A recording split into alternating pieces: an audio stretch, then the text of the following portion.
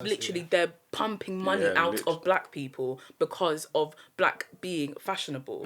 And that's why I hate how in today's society, everybody wants to be black without actually having the dark skin. Yeah.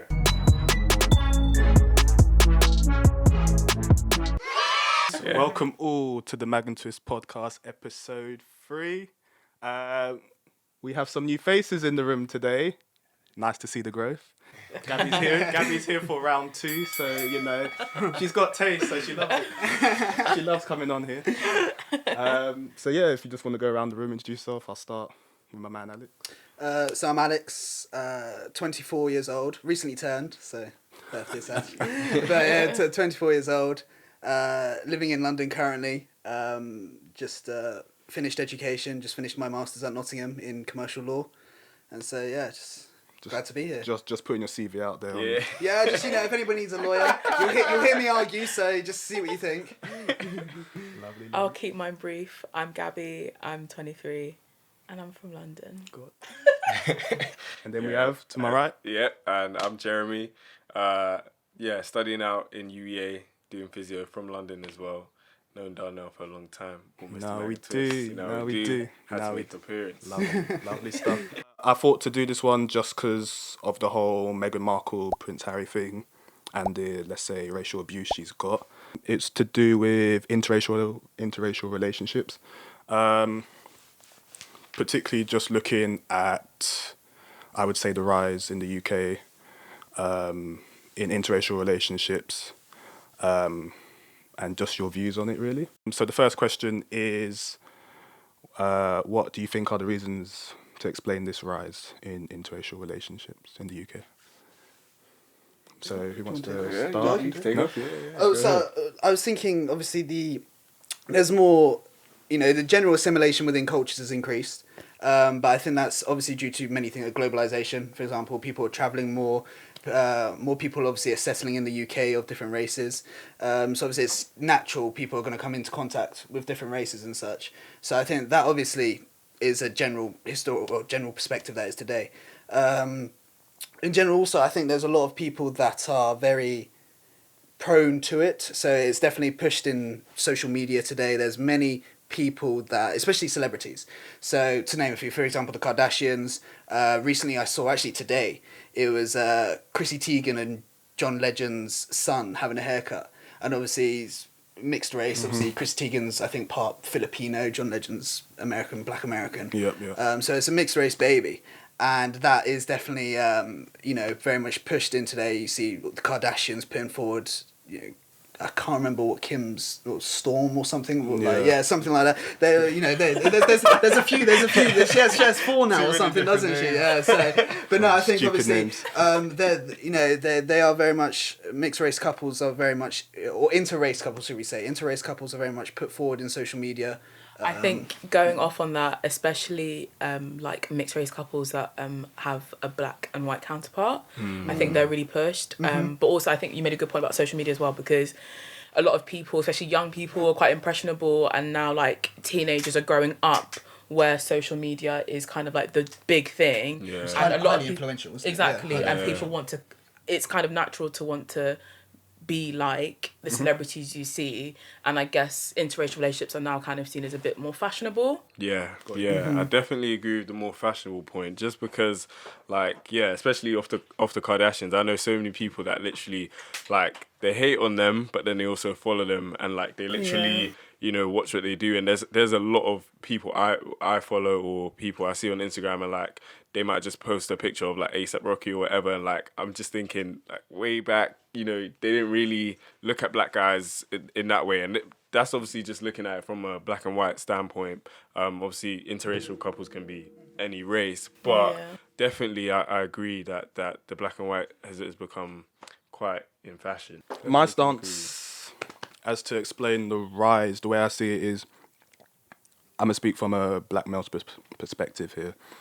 We tend to go for what's considered culturally acceptable.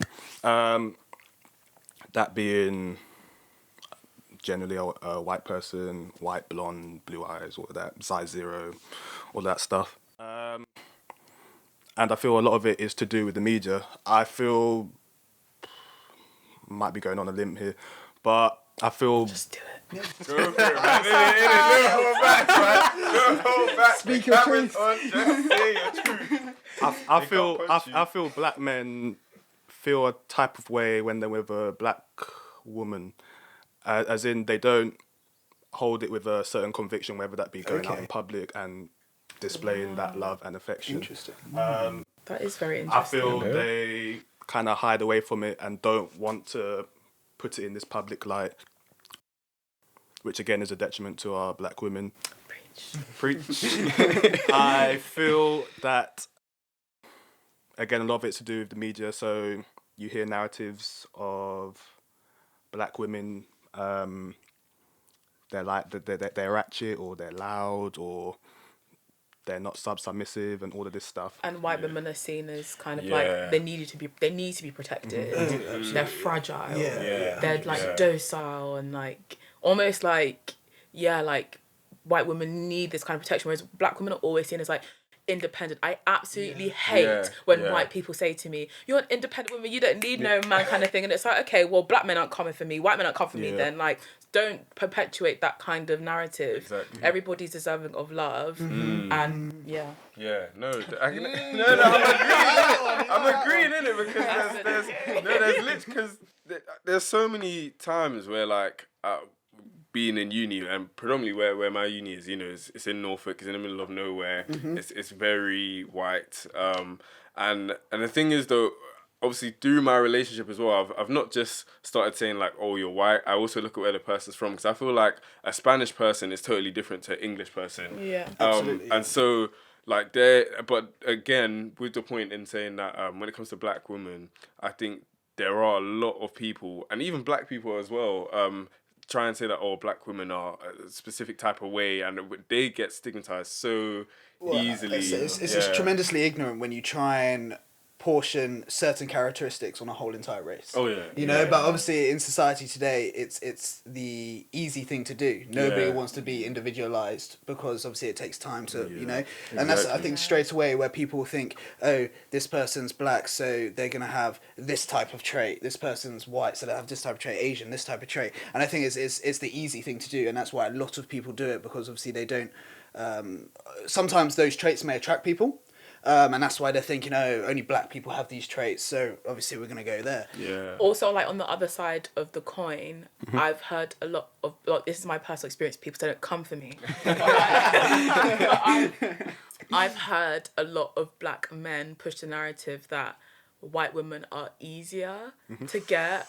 Black women are seen as like I've literally, one black guy said to me, white women just aren't wifey material, so I'd rather just go for her now because she's easy, and then later on I'll go for a black woman. And it's kind of just like, again, pushing one type of characteristic on an entire race. I think that's despicable. And I think as a black woman, when I hear black men say those kind of things, it actually really, really makes me feel sorry for them. And it's so upsetting. It's just like, as black women, we're not protected, and if we're women, then we're women of colour. And if black men aren't protecting us, and it's like, regardless of whether or not you end up marrying a black woman, you're going to have a black child.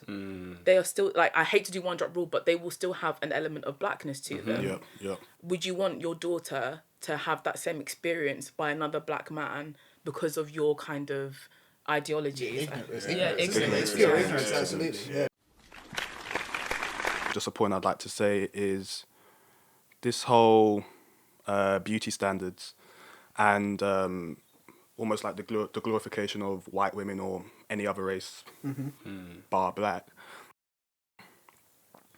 As I said, it's a detriment to our women in the sense you see the bleaching of skin, the straightening of hair, and I feel black men in particular, as I said, from my perspective, need to educate others and teach them that there is beauty in a black woman, and, you know, and just love them just for those reasons. But going off what you said about the like the glorification of white women, but it's based on black features, and I don't want to stereotype black women, but black women are perceived to have, you know, like more of an hourglass figure, have bigger bums, fuller lips. Bigger lips, that's yeah. the increase in that's the fillers. That's the increase in BBLs that we're seeing. But why is that only acceptable on a white body? Because I can have a picture of Kim Kardashian and I can have a picture of a black woman with a natural version of that body, but I'm sure 9 times out of 10 a black man will still choose that Kim Kardashian, and that's because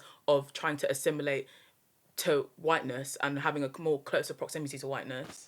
See, yeah, I just feel, I don't know if it's that, you know, whether it's just black guys or you know, guys, whether they're like, okay, they're attracted to you know, white person or not attracted to a black person because of other like features, whether it's like personality traits or something else, and then they're like, okay, I found what I'm looking for in a white person, but then they don't have the physical traits of a black person. So then they're like, okay, now they've got the physical traits because they can pay for it. It's like, oh, you're perfect for me now, and then they go for them. So it's like it's hard to then.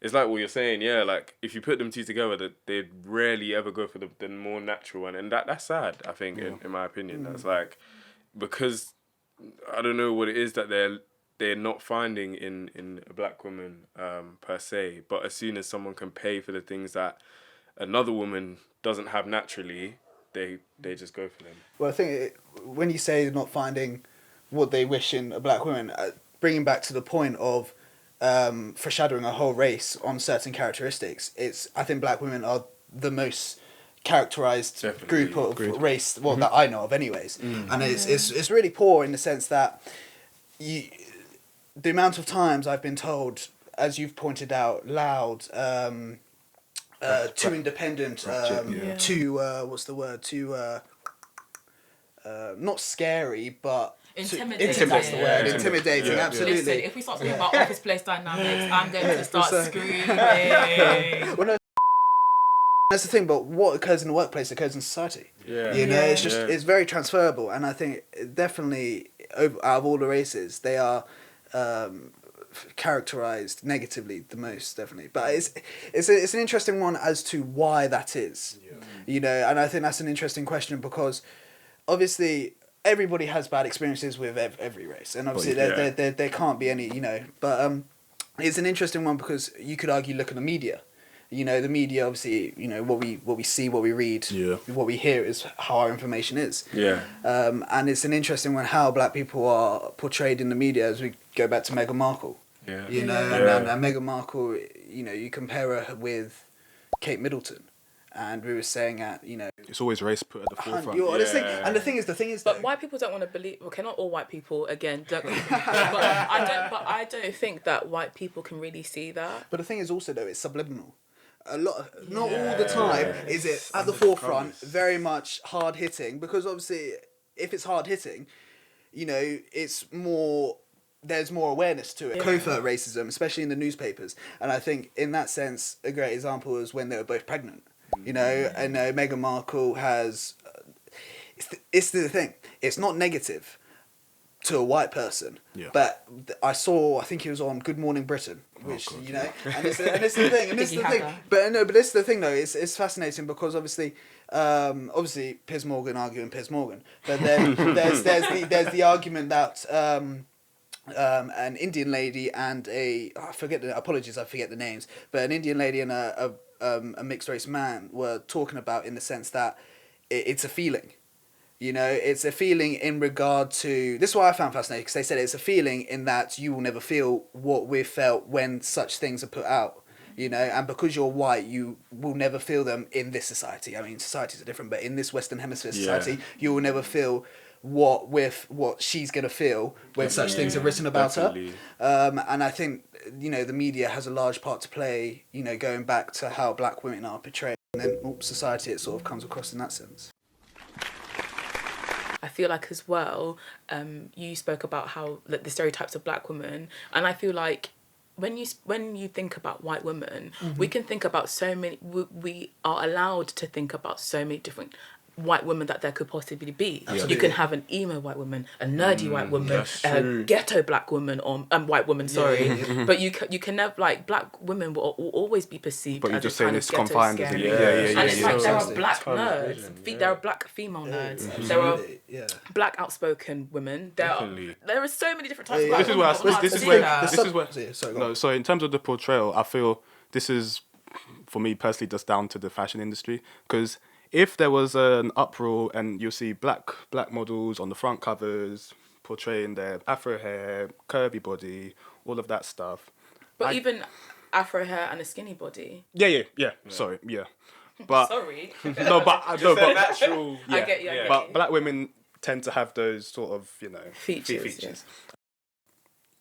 I feel naturally the public would look at that and be like, okay, cool, yeah, no, she is beautiful, yes, she is this, she is that. But I feel day in, day out, 24/7, we're just confined to just that. Yeah. You know? And historically, to the question, I think the reason why there is a rise in interracial relationships, and obviously I can't speak for all black men because I'm not a black man, but I feel like in the black community there is this internalized colorist mentality that we do have, and I think it is subconscious and it is subliminal. Like, sometimes we won't recognize, and I think personally I'm happy to say that I have had some colorist ideas about myself and about other black people, but I've checked myself, and I can see that that's there, and that's because of the media, and that's because of the type of society that we live in. Like, the racism in Britain is insidious, and I feel like there's so many factors as to why that I feel like this way, but I just think that we do have a lot of internalized colorism, and we're not addressing that, and that is probably the reason why many black men or black women may say, I would never ever date a black person, or I'm scared of black men, or black women are too this, and I think that's probably a reason why as well. Just want to throw in a statistic in there. Jeez, go on. Statistics. I did my research. Hey. But in terms of explaining the rise, I'd just like to look at our age bracket, so 16 to 24. Black Africans that 16 to 24 that go outside their race is on average 29%. Black Caribbean, staggering 67%. Staggering. Other black, again, just a bit more than that, 68%. So what was the last one? Other black? Other black. Okay. They didn't. Is that like mixed race black? Well, no, this No, is the thing. they have- was the specified. Yeah. What would you think? That is could be? other black? It's other black. Like, yeah. Mixed white and black Caribbean. Our age group is 88%. But that makes sense because That they're makes from sense because they have the mixed best of both worlds. That's fair. Yeah. Okay, sorry. Cheers, man. I'll take that. So yeah, no, but what was shocking to me was just black African versus black Caribbean. 29% compared to 60 odd. It's not surprising to me. No, I personally went. No, I personally. Do you want to say that a bit louder into the mic, Gabby? Yeah. It's not surprising. It's not surprising. It's not surprising to me. Why is that? But I think because we spoke about this in the chat as well. Historically, Caribbeans have been in the UK longer, Yes. and like you said, they've kind of. And I'm not using this in a negative way at all, but they've assimilated more to British culture. 100%. The black Africans that are in London, the UK now, are like first or second generation.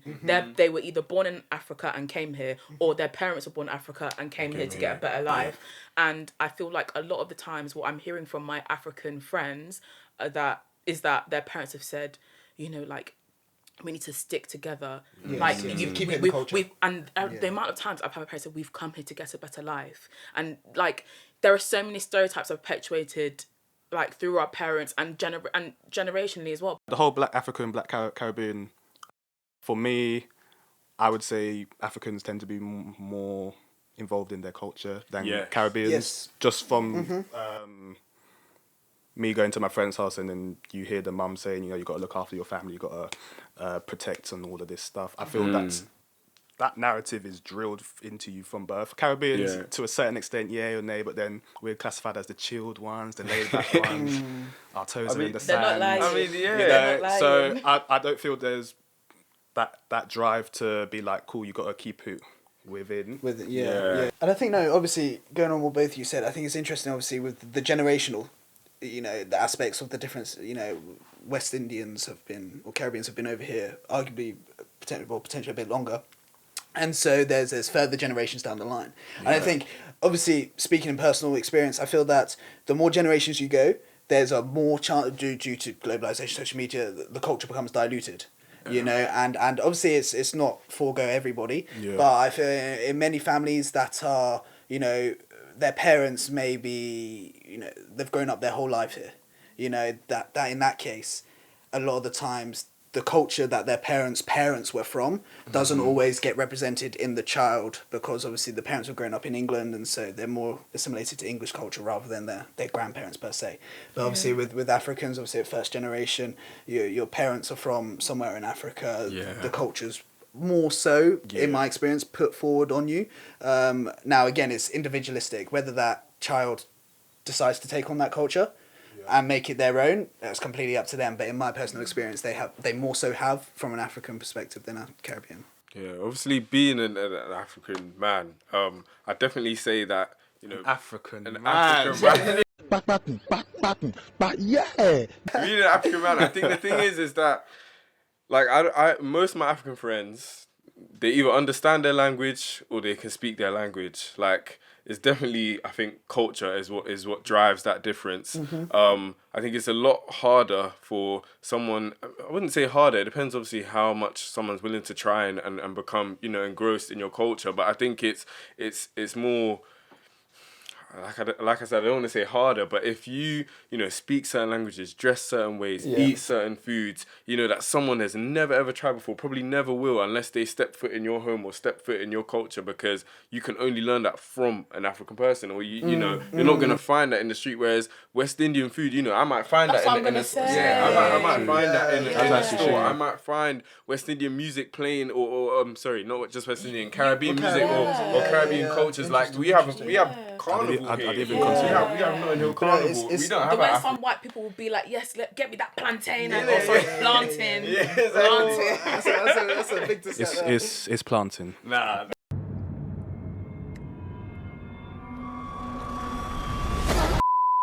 In the UK, we're more comfortable with Caribbean culture. Yeah. If I brought out some pounded jam and a gussie right now, people would be like, sorry? What is that? What is that? What you is eat with your that? hand. Oh, that's so like animalistic. That's so tribal. Oh yeah, because in Africa, you lot don't have cutlery and stuff like that. But in the Caribbean, we go to St. Lucia, dip our toes in the sand. There's cutlery there. It's interesting. I would say though that on the, it's interesting with the Caribbean culture perspective though, because obviously I feel that there's such a diverse culture within Caribbean nations themselves. For example, being from in South America, Guyana, we're counted as a Caribbean nation when we play cricket, West Indies, but many, to my knowledge anyway, sorry any Guyanese people watching this, but to my knowledge anyways, a lot of Guyanese feel we're South American. There is that sort of, we're in the Caribbean, South American. Yeah, it's an interesting one. Obviously, within South America, there's Indian people, African people, so it's very different in that sense. And, seeing how the Guyanese culture is very, very different to probably Grenada or something like that. Grenada. So in that sense, it's very different to that. And so I think it's fascinating how a lot of Caribbean culture within this country, in my opinion, is Jamaican, a little, you can occasionally get something like Barbadian or that sense, but obviously with Bob Marley, reggae, that sort of thing, a lot of it is perpetuated Jamaican. But then potentially you could argue on the African side of that, is that a lot of it is potentially West African, for Nigerian, Ghanaian. So to be fair, we don't hear a lot from Zimbabwe. And... even South Africa, for example. But the only Caribbean island is Jamaica, apparently. So, I mean... and the only country in Africa... My point exactly. Based on everything that we've just said collectively, I think that we will see what we see with the Caribbean community at the moment in terms of these statistics. That is what will be the future of the African statistic. I think we're moving, we're shifting slowly into that.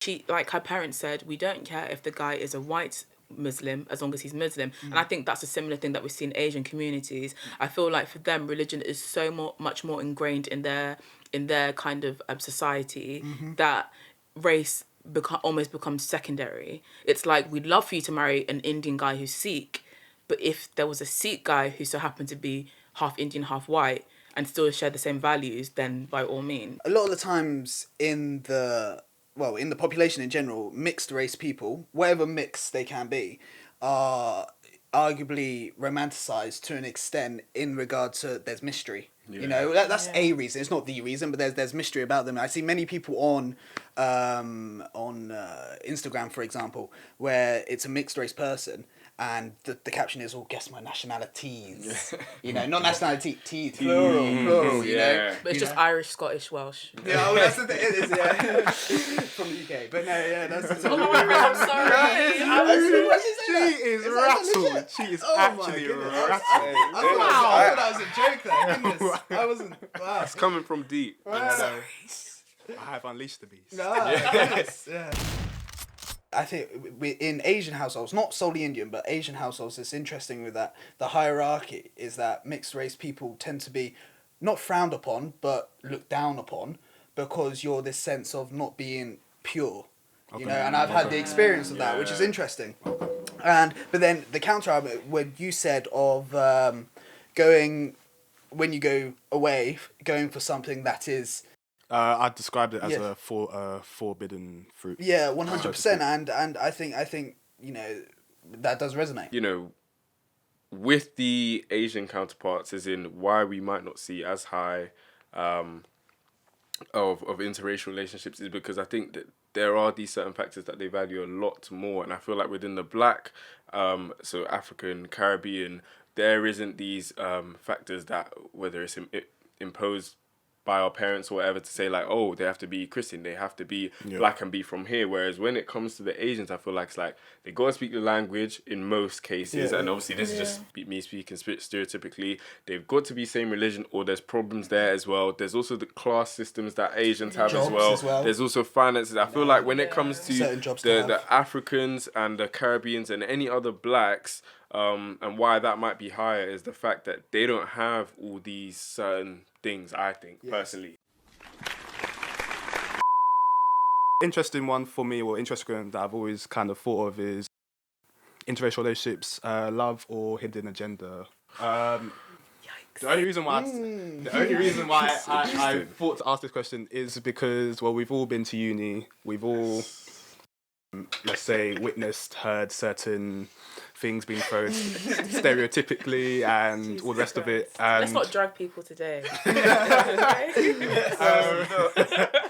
And I feel for those in interracial relationships, those people are kind of putting their relationship in a bad light, so to speak.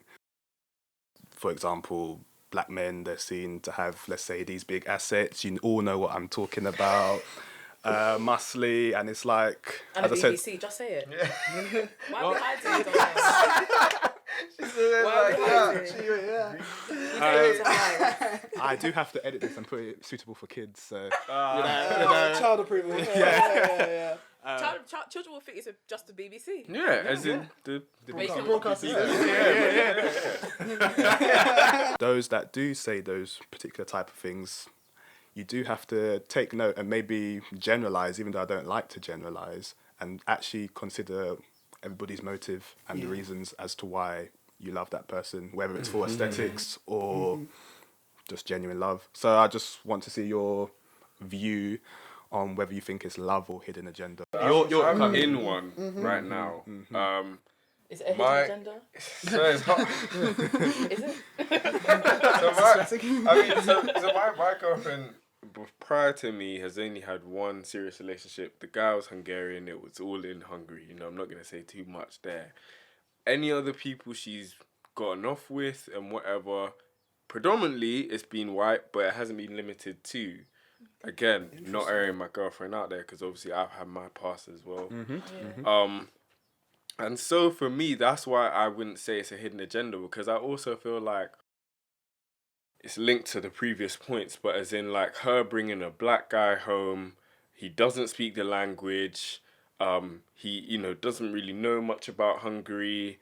To take it serious with me to that standpoint and not kept it to, we're just sleeping with each other, or it's just uni, post uni it's gonna end, for her to take me home. There's basically been certain things in our relationship to show me that, she's taking me seriously. She's taking me seriously. And then I feel like she couldn't, I just feel like, I don't know, some people might do that and still have a hidden agenda, but I feel like with her, that she'd be, it would be affecting her in a way to be wasting all this time, all this effort, and all of that. Got you. If it wasn't, if there was a hidden agenda. I've had exactly the same. So I've been in an interracial relationship. My ex, he was French, like a white French guy, and I felt exactly the same. How we met, the circumstances weren't like, I like you because you're black and I like you because you're white. It was kind of just, we were friends and it happened organically. And I remember when he was like, I really want you to meet my parents.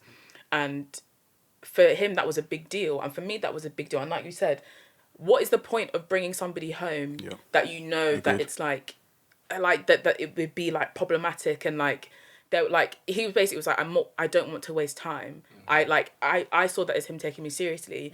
But he did say to me, and this has happened to me previously when I met my other ex's parents, grandparents, they both said to me, my grandparents have a different opinion, but I still want you to meet them anyway. And to me, that shows like you're willing to sacrifice. That's a big step. Definitely. That's like a huge step for me. Absolutely. If I was with a white guy or a Korean guy and he was like, I want to date you, but we can't go out in public, or I don't want you to meet my parents, or I've literally had a white guy say to me, I really like you, but we're never ever gonna get married.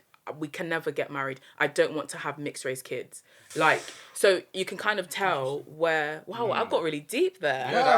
But the thing is, you have to be, because I feel like, sorry to keep going on, but this is why I absolutely effing hate these YouTubers who do this whole, my boyfriend's white and I'm a black woman and our relationship is lovely, jubbly, blah, blah, because it isn't always like that. Sometimes interracial relationships are higgy hagger. How can I be scared to go to my boyfriend's house because his grandparents are going to be there and they will be like, what are you bringing this black girl home for? So stop romanticizing IR relationships like that. But for your situation or situations as a whole, I feel if you can find somebody that is willing to step out of their comfort zone, step out of their sort of, let's say, routine, what they're accustomed to, then you found the one, or someone suitable for you that is willing to go that extra mile and be with you despite all this adversity and all the rest of it.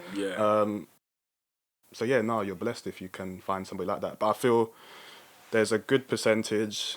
As I said, me going York, we've all been to York. I don't know if it's the same for you and your uni, but predominantly white.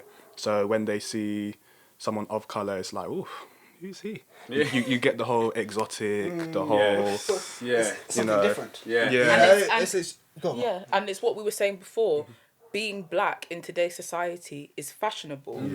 And that's how like fashion houses are monopolising over the fact that we can have Stormzy and Gucci, and now all these black boys will be there with Gucci belts. They're pumping money out of black people because of black being fashionable.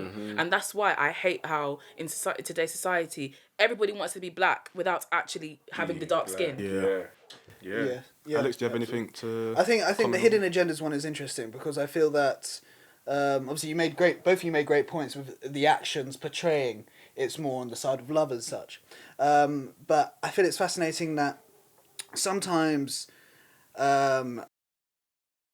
kids love to go, or like children love to go against their parents and their parents' wishes. So it's interesting in that why you see, especially at uni, you see a lot of certain people go for people of a race that their parents wouldn't allow. Due to whether it be their parents, grown up in a different time, their attitudes, their beliefs are completely different.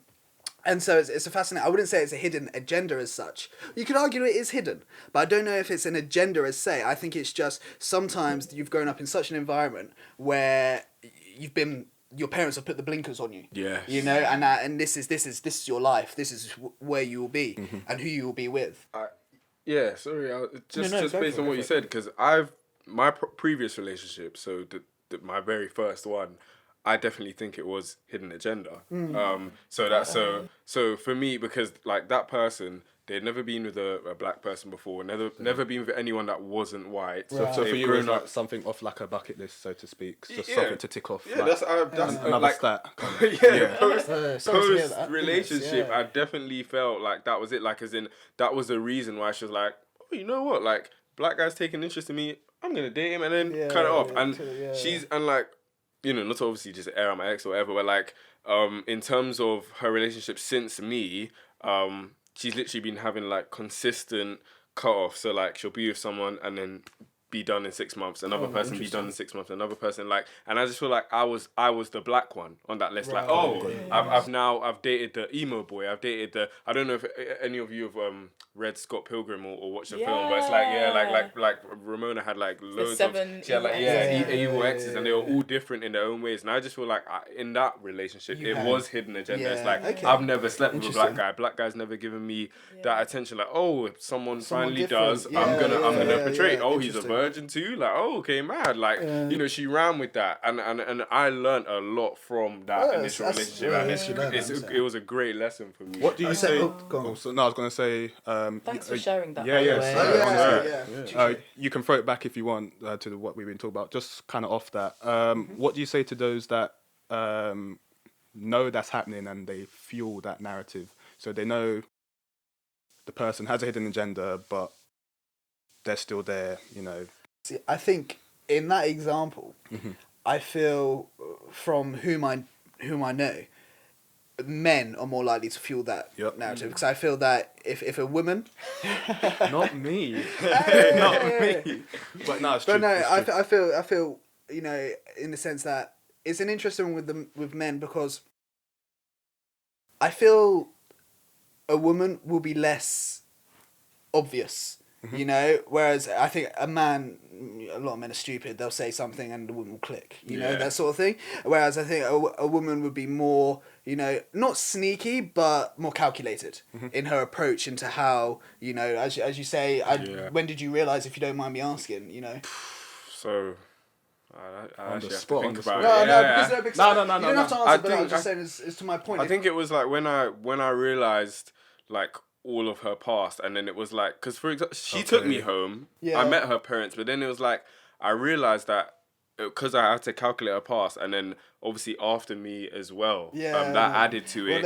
It was then I was seeing that, oh, she does this with everyone. It's just that I was the black one. Like, had I not been black and had been white and I was showing her attention, probably wouldn't have. She picks when it comes to those. Well, that's the thing. But I feel like when it came to me, it was that, oh, he's black, you know, he's from London, I don't know people from there, you know, he's in uni, he's a virgin, like, oh, he's showing interest in me, like, I'm gonna work with this. It's not in per se that like, oh, I actually like this person, I'm gonna try and take them seriously because I'm starting to love them. You know? But that's the thing with I feel that in a sense with a man having, you know, the narrative, as you've said, I do think I think it would be portrayed more obviously. Okay.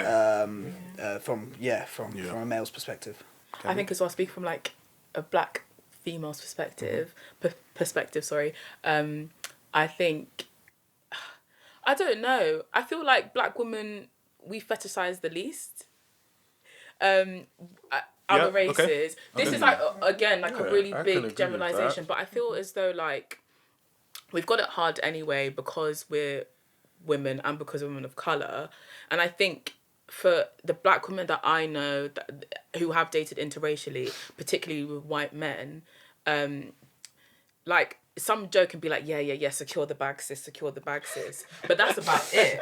No black girl that I know, but I know there are some out there that are left. But no black girl that I know is like, oh yeah, I want to be with this white guy because he's got wonderful blue eyes. Like we don't black women don't fetishize like that. And I think the most disgusting and most unattractive thing that I've ever heard from a white man's mouth is when they fetishize black features, and when they're like, oh, you exotic ethnic beauty, and it's like, who do you think you're talking to? Yeah. Oh, this chocolate princess. Let me. Do you want some white chocolate? Hello. No. I think what I was going to ask is like, once they see the features, is it that a white man likes the features or they like a black person because they hold the features. So it's like would then a white man say, well, I've liked white women all my life. Yes. I've found a white woman that has those features I've only seen on a black woman. Yeah, so I like the white woman that has those features. And then are they black features or are they only black features because we see them predominantly on black people? Yes. No, that is something that's a very good point.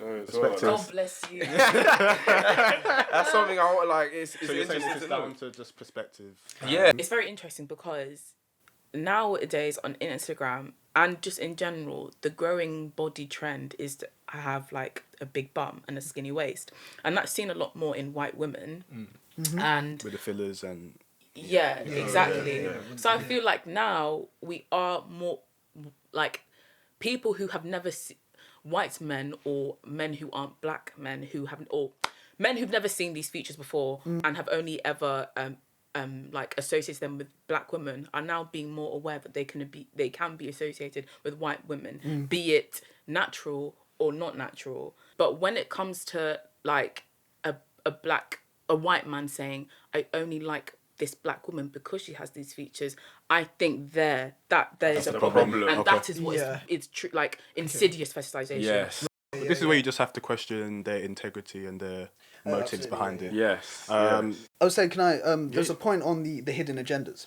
Now, from personal experience, it's a fascinating one where it's the glorification of mixed race babies, which I found fascinating when you said, I think your friend, the white man, said, "Oh, we're never going to date because I don't want mixed race babies." Was that the thing? Yeah, he said that he didn't want mixed race babies, but that's because.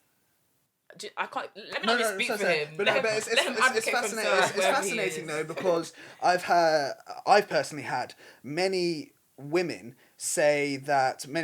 women say that the mixed race babies are cute, adorable, blah blah blah. I made the point with Kardashians. I made the point with Chrissy Teigen and her son. But can you not see that, like how we discussed before, it's like the intersection between race and gender? Because because like women, not saying only white women, but like in those contexts, it's predominantly the women that are saying that. But the white women that are saying that, but also the black men are saying that as well. Because I feel like a lot, not every man, not every black man, but nowadays it is sexy and cute to be racially ambiguous, and a lot of black men are like, I want a light skin girl, lighty. I love a lighty. But the thing is though, with that point, we hear it in music. You hear the lighty described as a trophy. This sort of. And now they go, and now maybe this is a reason why there is a rise in interracial relationships, because now they're like, okay, if I go for a white woman, my kid is gonna look cute. She's gonna look pretty, and she's gonna look like the type of woman that I deem as glorified. A trophy. Yeah. But I think it's fascinating with the baby. So my argument would be is that,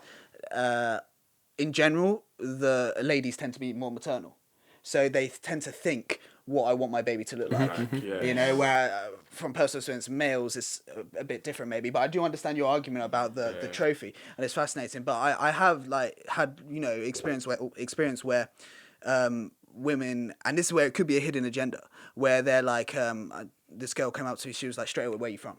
And I was like, but I just like. Give me a chance to say my name. No, literally, didn't even ask my name, and I just gave a blanket answer, and she was like, oh no, there must be more to you. You know what I mean? And it's just like, oh no, mixed race babies is what I want, blah blah blah. And but this is the problem with the whole mixed race thing, in the sense I feel women that want that sort of mixed race baby type thing, they go at it at the wrong angle, in the sense, fair enough, you want that, cool, but they don't understand the let's say what you're going to have to do to teach that child. The implications behind it all. So when they... So... Yeah. This is how that baby... Honestly, like, touch me. Keep speaking. But like how that child is going to be perceived in society, and kind of your duty to that child to teach them that they are going to be discriminated against, and it is going to be because they are seen as black. I was just going to say, because obviously the way things are going with me and my girlfriend, like it's looking like I'm gonna potentially like move in with her family, and like it's gonna get quite serious. Are you hearing that, girlfriend? So like as The man here, the man.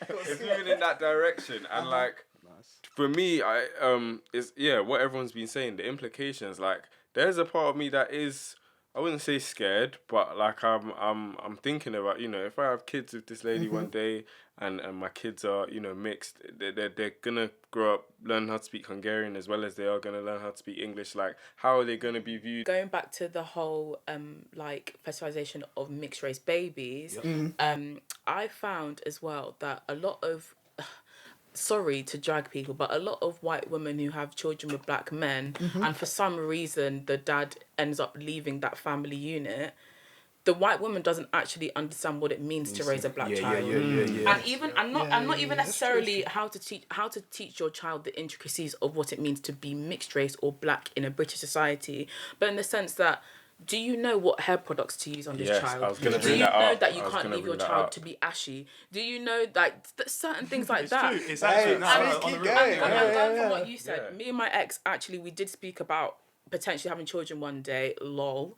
And I was thinking, and I sat in bed one night and I was thinking, like, if I died, will this white man continue the Nigerian traditions that I will have wanted my children to have? Will he know how to comb their hair? Will he know that you have to use cocoa butter this way and this thing? Will he know, like, your mum is Igbo, your mum, this is her language? Like, Probably not. Probably not. Off the bat, probably not. And that's scary. With that's interracial what I meant. couples. I feel like interracial couples, some of them have not really deeped what it means to raise an interracial child. This is what I'm saying. They've just seen the aesthetics and nothing else.